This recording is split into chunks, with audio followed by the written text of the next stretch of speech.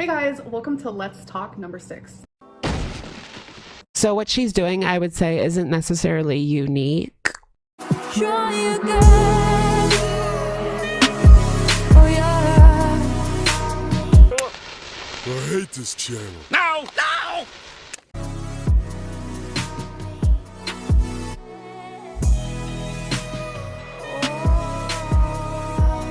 So I'm not gonna lie, I kind of wish I had a better name for this segment because Let's Talk, it's like, okay, whatever. So I hope you guys are having a really good Tuesday. My Tuesday so far has just consisted of cleaning, and I've also been scrapbooking. I have been obsessed with scrapbooking. I'm gonna be showing you guys in a future video. So I told you guys, let's get personal. So I'm curious to what kind of personal things you guys want me to talk about. So let's go. Do you ever get nervous about people in real life seeing you and your girlfriend together? Do you avoid going places together? How would you navigate that situation if a picture got leaked? It's definitely something we have thought about, talked about. If it happens, it happens. There's literally nothing. Hold on. Hello? Hello? Okay. Okay, I have no idea who just tried to call. They didn't say anything. You know? Is Wifey ashamed of you? That's why she won't go on camera. I don't think she's ashamed of me. I just feel like in situations like that where if we are in public and someone saw us, snapped a picture, it's kind of something that we just have to accept.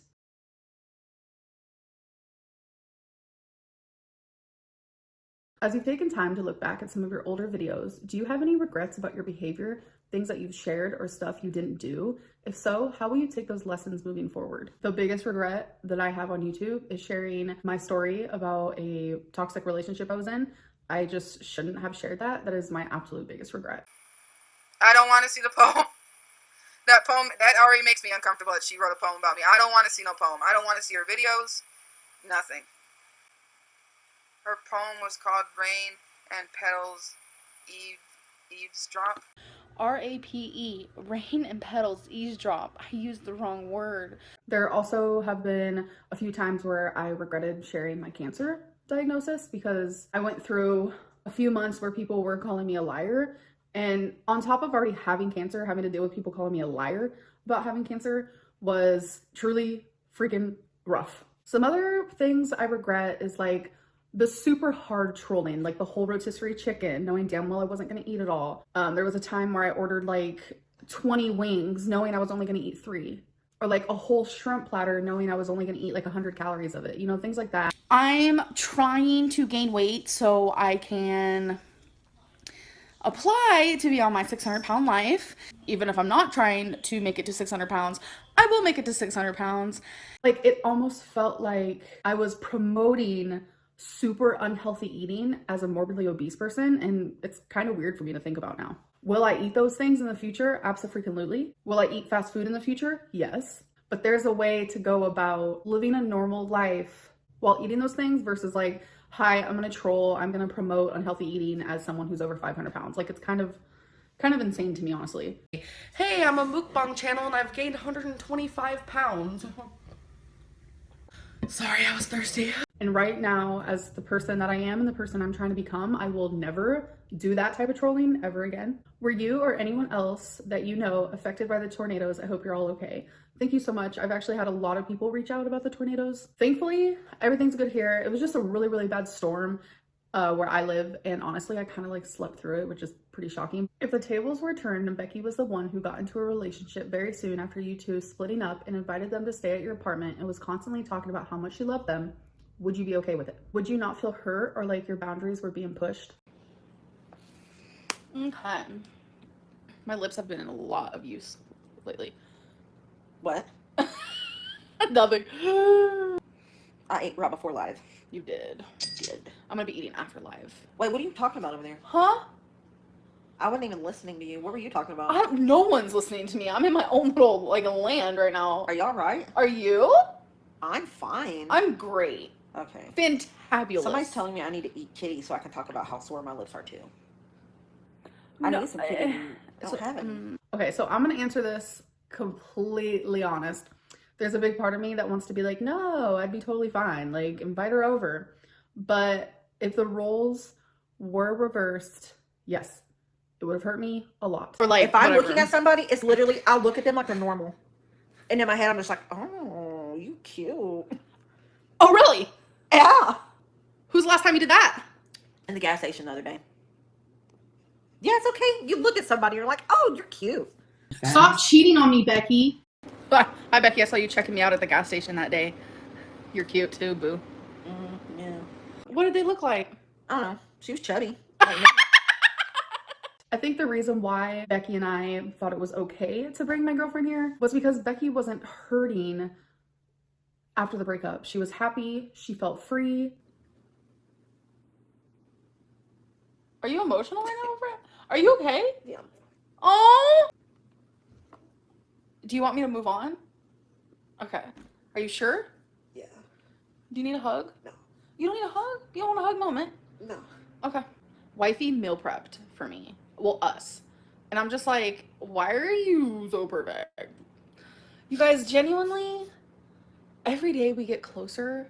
Like, I don't know. The breakup was just very different compared to like other breakups. I do feel bad for talking about the new relationship so much in front of Becky because I didn't realize that it was upsetting her a little bit. Or maybe it wasn't. Like, I really don't know. But like, I do feel bad about it. But on the other hand, she broke up with me.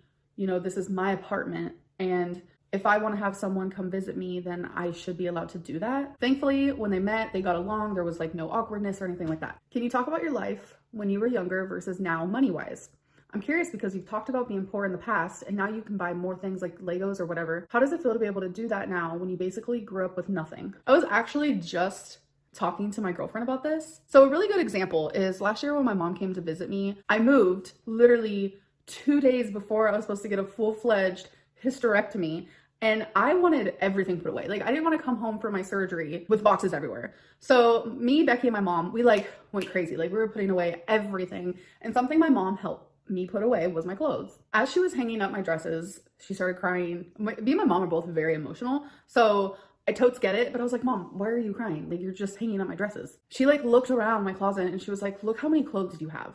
Like, and then she brought up memories of like, when I was younger, I literally only had like one pair of pants. I only had one shirt. I literally wore the same thing to school every single day. I literally grew up with nothing. Like, it's crazy that, you know, I can just go to the grocery store and buy whatever I want. But when I was younger, we didn't have money for food. So we would get free food every Saturday. We would get like a box of free food that got delivered to us. And it's just like little things like that where it's just like, wow. I don't know if that has anything to do with maybe the reason why I have a shopping addiction, because like I wasn't used to that life when I was younger. So now I'm just like, oh my God, I have the money. So let's like spend it all. Like another good example is like school dances. I loved me a school dance, but they always costed money. And my parents didn't have that money. Looking back, how long did you have lymphedema? Lymphedema. I can't because it's lymphedema. Looking back, how long did you have lymphedema before you noticed? Were you ever treated for it? No, I have never been treated for lymphedema. It's really weird. I remember the year that it happened. I remember why it happened. I remember how it happened, but it's like it happened overnight. Like I remember one day literally just being like, uh-oh, it looks like I got lymphedema. But if you want to see more of my apartment, here's a little glimpse, a little glimpsey. I mean, maybe I can show more of the apartment like in a future video. It's just not really something that I think about. It was scary and sad to see you deal with a cancer diagnosis. Since then, however, we haven't seen much of a change in behavior as now you're slipping back into old habits. If a cancer diagnosis wasn't enough to motivate you to change, and a nicer, more supportive audience isn't either, what will? So I don't understand what you mean when you say that I'm slipping back into old habits, because what? I think tomorrow will be my 9th weigh-in for you guys in a row? What? Like I'm literally actively losing weight. I'm down over 80 pounds. I don't know what I'm doing now that has any relation to like my old habits. I've seen a lot of people say that like I'm slipping into phase 2. I'm so confused now. I feel like a lot of people just like want that to happen at this point. But I will say without a doubt, I should have lost this weight a lot sooner. I just know that after I got diagnosed with cancer and I had a hysterectomy, my hormones were absolutely insane. Like my body was trying to go through menopause while I was taking a little tiny estrogen pill. Not only that, but my mental health was just like through the roof, because I'm over here like, okay, I just got diagnosed with cancer. I literally just had all my female parts just taken out of me. I could no longer have a child. And you think that would scare me into like wanting to change and lose weight and all this stuff, but instead it did the reverse effect. It made me want to numb myself, and that's why I got back to my freaking heaviest weight by like 3 pounds. But something that I really, really want to stand by, it's never too late to change. How did you score free food from McDonald's but still paid $15 for a Diet Coke? What free food are you talking about? Because I did not get no free food. Did you ever think that you'd be a YouTuber one day? Are you happy with what you do? When I first started YouTube, I did not expect it to become a job, but like the more I did it, the more I hoped for it. And I was like, can you imagine if this was like my actual job? And then it kind of just like happened. And yes, I can without a doubt say that I am happy being a YouTuber. Sometimes I'm just still in shock by it, I think, because it's like, wow, like I have a roof over my head because people want to hear me talk. I don't know, it's kind of crazy, really.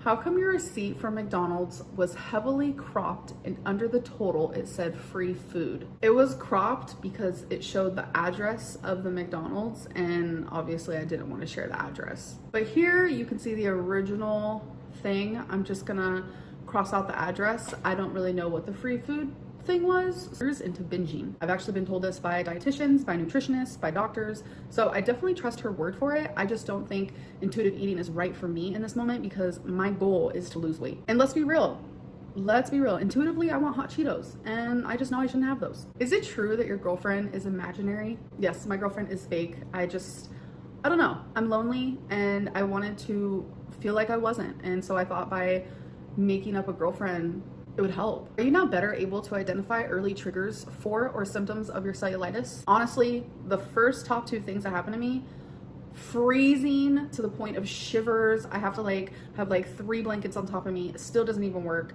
And I have a hardcore fever. Sometimes I vomit like a lot. But the biggest thing is while those things are happening, if my leg is even slightly red, then I know it's about to go down, and it's very unfortunate. But when that happens, I'm able to see the doctor super quick, put on antibiotics super quick because I know what's happening. Are you gonna stay in that apartment or are you planning to move? I actually will be moving. I'm going to follow through with the lease I recently signed, and then once the lease is over, I will be moving, and I'm actually gonna be moving out of state. So I'm gonna be leaving Kentucky, y'all. It's kind of bittersweet, to be honest. Like, it makes me a little bit sad. Like, I used to hate Kentucky, but it's also like, I feel like I made a home here. Like, I've been in this apartment for a couple years now, and it's like I'm used to Kentucky. Somehow I grew fond of it. But I just feel like, you know, maybe I need to move on. Okay, last question is, were you ever in love with Becky to begin with? I loved Becky unconditionally. Like I loved her like family. I would have taken a bullet for her without a doubt. I'm just not entirely sure I was actually in love, which is okay. But I loved her with all my heart, and I gave her everything that I had. And I believe that she did the same. I believe that we both tried our best and it just didn't work. All right, guys, so I hope that you enjoyed this video, and I'll see you in the next one. Bye. I stopped asking for forgiveness, cause you should know only fools tread where the angels fear to go, but you keep trying to get too close. Save myself by turning into stone. So save your judgment cause you just don't know. But some things never change, never change. Oh